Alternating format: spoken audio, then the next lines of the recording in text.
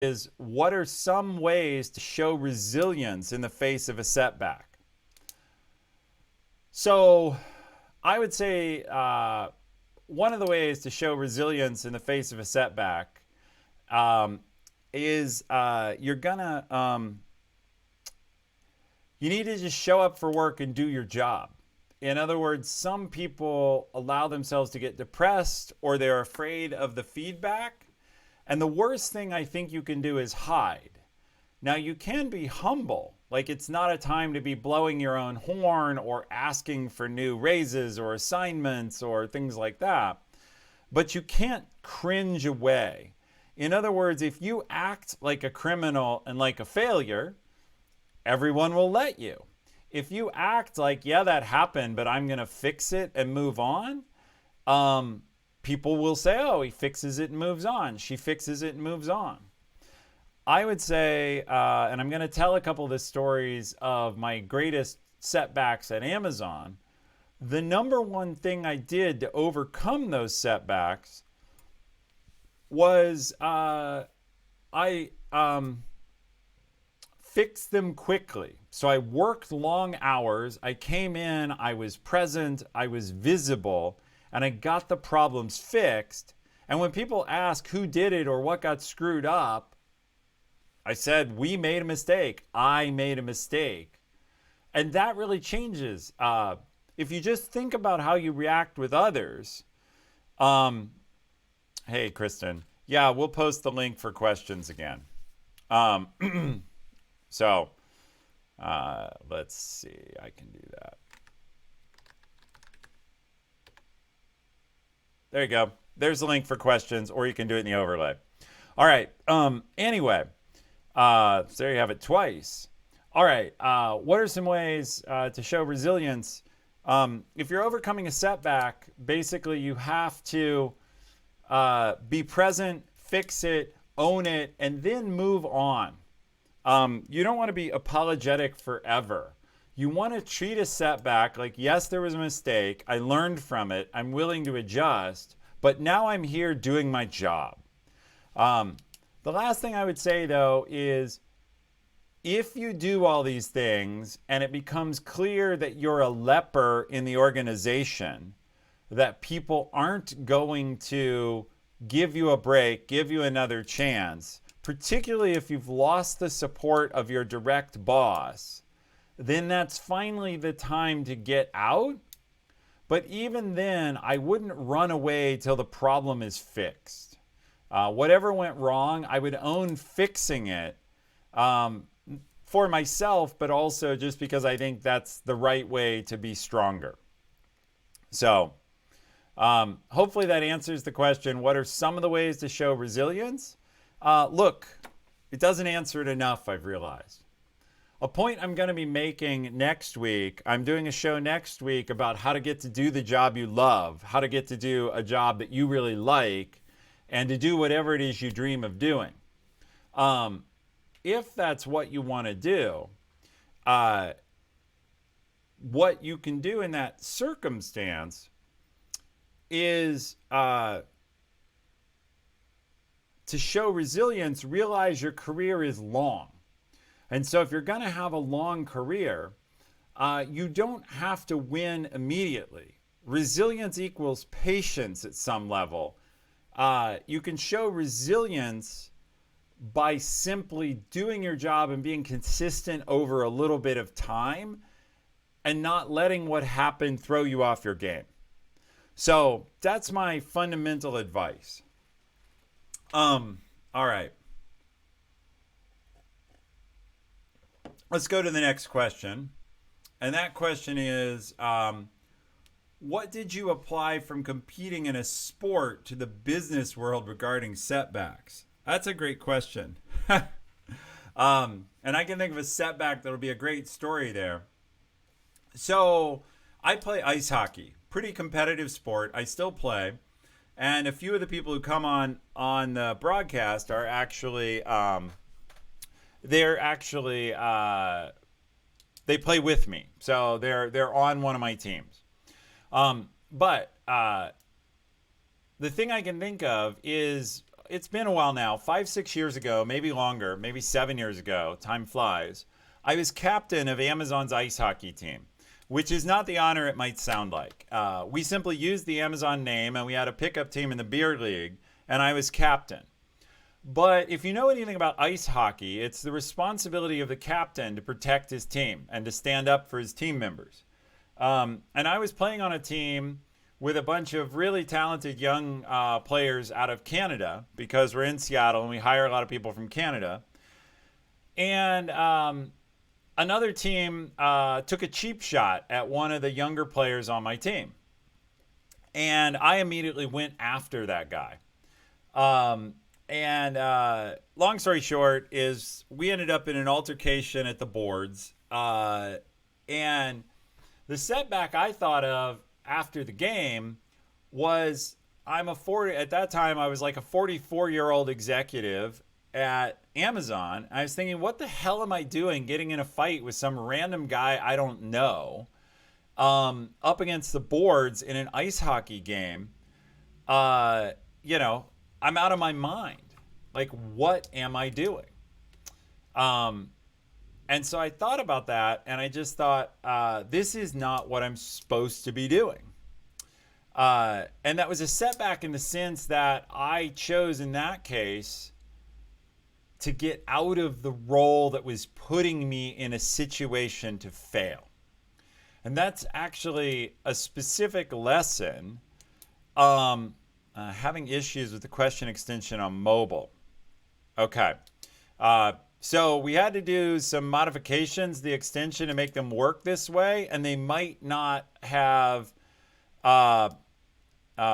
been. We'll put your question in manually, Chalupa Whale. Thank you for putting it in, and we had to modify the extension because Twitch changed the way extensions work. Enjoyable Gaming, hello, good evening.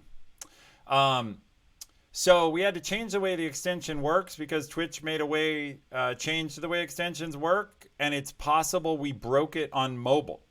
So we'll take that feedback. We'll get hold of Awesome Dave, our producer who wrote the extension, and fix it. In any case, the thing I applied from competing in a sport in that case was get out of the bad situation that's putting me in a position to fail. So I should have talked about this.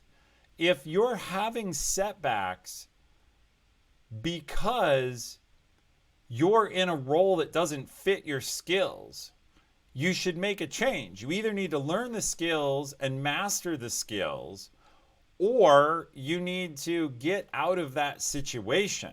So I didn't think about it, but this is a great question.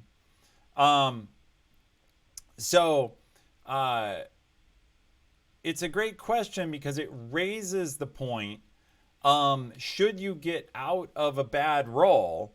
Normally, no. But if you're in a place where you don't have the skills to be successful, and the root cause of your setback is you have skills that aren't really yours or that you don't want to have, then you need to make a change.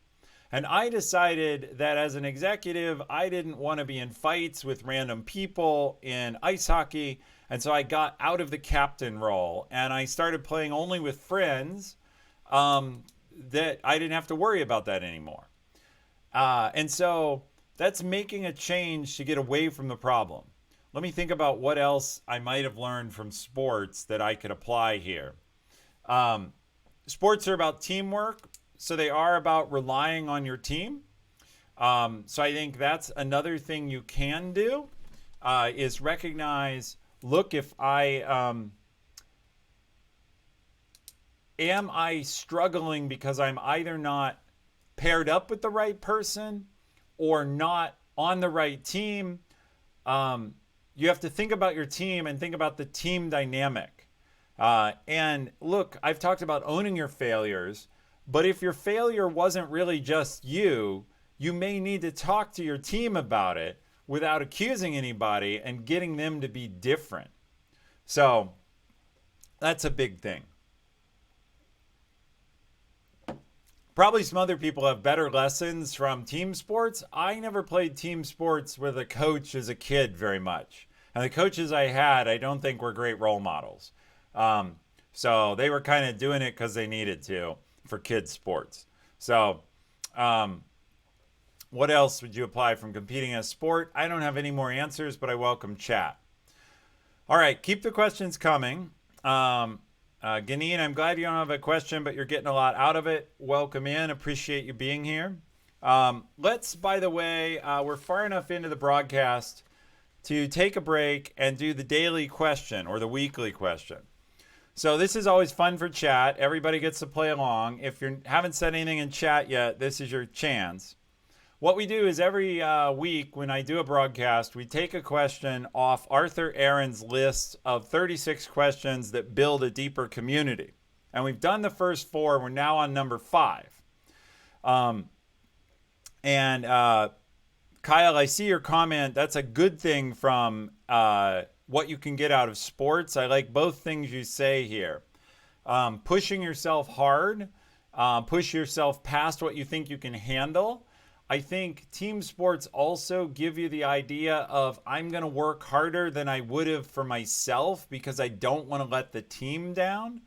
And so a big aspect of overcoming setbacks is not being willing to let your team and your teammates down. And so I think that's a big aspect you can think about. Similarly, coming back from an injury is a type of setback. That's a great point. You can play injured at work just like you can play injured in a sport. Good point there. I was married. I got divorced. The divorce sucked. I'm happily remarried now. But I was playing injured at that time, right? I had a lot on my mind. I have a coworker. He's got a very sick family member, deathly ill, potentially deathly ill. That's a terrible handicap. And so playing through that is a form of resilience. And getting good at dealing with adversity is always going to be useful at work, and setbacks are a type of adversity. Okay, anyway, the fun question of the week after that heavy topic. When did you last sing to yourself? And then when did you last sing to someone else? So I always answer these. I'll say in our family, there's a lot of music in the car. There's music in other times. And I have an awful singing voice, which right now I will not grace you with. But sometimes I sing in the car anyways. And so everybody, I appreciate Enjoyable Gaming stepping up first and saying he doesn't sing to no one. Pink Dragon singing to herself a couple of hours ago. I was purposely singing in the car, both because I liked the tune and to inflict it on my daughter, because her eye rolls are a ton of fun. She sometimes watches these broadcasts, so if she's watching, that's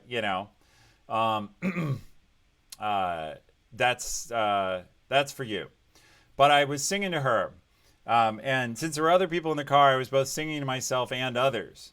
But everyone else chime in. Ojo4, I sung to my cat a few nights ago. Does that count as someone else? Yeah, close enough. It says, when did you last sing to yourself and someone else? Ganeen, I play guitar and sing almost every day, but too afraid to do it in public. Well, I'm sorry about that, but I'm glad you sing every day and enjoy the guitar. My sister played guitar. And it was great. I grew up around her folk singing, old 60s tunes. Chalupa Whale, I probably sing some song daily, but not to anyone else. So the push is, when did you last sing to somebody else? Probably both happened today. I sang to my sister and sing to myself in the shower. Yeah, I get the singing in the shower. I don't do it very much, but I get it.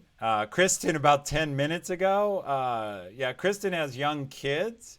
And so it's not a surprise to me that she was singing just 10 minutes ago. But Kristen, was that to your kids or to yourself? Christmas time is perfect. It is true. I love Christmas carols. It's one of the things I like to sing. I also sing in church, although badly. but that's another place I sing. And I guess that's like to others. All right. So the point here is Twinkle, Twinkle, Little Star. Yep. I used to sing a song to my daughter every night going to bed. All right. Now she's too old for that. Um, all right. So let's see. We'll go back to questions now, and then I'll talk a little about the article. I appreciate you putting in questions, and I'm sorry we've learned there's a problem apparently on mobile. So if you are on mobile and can't get a question in, put it in chat, and our moderators will move it over. We had to change the widget, as I've said a couple times, and apparently we may have broken something on mobile. So this question's a big one. You can do everything right, gather all the data, analyze it, engage your stakeholders, etc. But you just get unlucky and the project or product doesn't work out. As a leader, how do you get an entire team who put all their effort into this project or product to either remain motivated to fix it or simply move on to the next opportunity? To me, that's something you want to do up front. It's a little bit like what I said, preparing yourself to overcome setbacks. It's really hard to deal with failure if you've not thought about it a little bit in advance. And it's really hard to motivate a team if you haven't set them up with the idea that it's a possibility. Not that you're looking for it, but that sometimes software doesn't ship. Sometimes popular products, whatever it is you do, if you design shirts, they don't sell. Any of those things can happen. And so I think part of it is setting up the culture of how your team is going to react to setbacks. And what I've read on this indicates that it's most important to be a learning culture. So if you set up your world as you have a learning culture, we have a learning culture, and we're going to need, when something goes wrong, we're going to learn from it and adapt. I think that attitude, that tone you set of, look, failure is normal. There's a great story about this. I can't remember what book it's from now. It's the story, and this will be good. I have a lot of female audience members. It's the story of the woman who created Spanx. And so if you're a guy, you probably have no idea what Spanx are. And all the ladies probably know them very well. But Spanx are essentially footless pantyhose. And the footless pantyhose, this woman wanted the pantyhose because they squeezed her bulgy parts into the better shape. And they made her look slimmer, but she didn't need the feet coming down in the shoes she wanted to wear. So she kept cutting the feet off her pantyhose. And one day she thought, you know what, this is dumb. Why doesn't somebody just make pantyhose with no feet? Well, the story is she had been taught by her parents from when she was very young that failure was an opportunity. And so I guess her dad at dinner every week used to ask her, or every day, what did you try today? Not like, what did you do or how did it go, but like, what did you try? And it brought her into a world. Hey, Tree of Life, you're welcome. I'm glad you found us through Devin. Love to work with him too. That culture where you've set up, whether at work or at home, the idea that we're not here to always succeed. We're here to try things, to test things, to experiment. That kind of culture that's a learning culture is a positive culture. Part of this goes to what's called the growth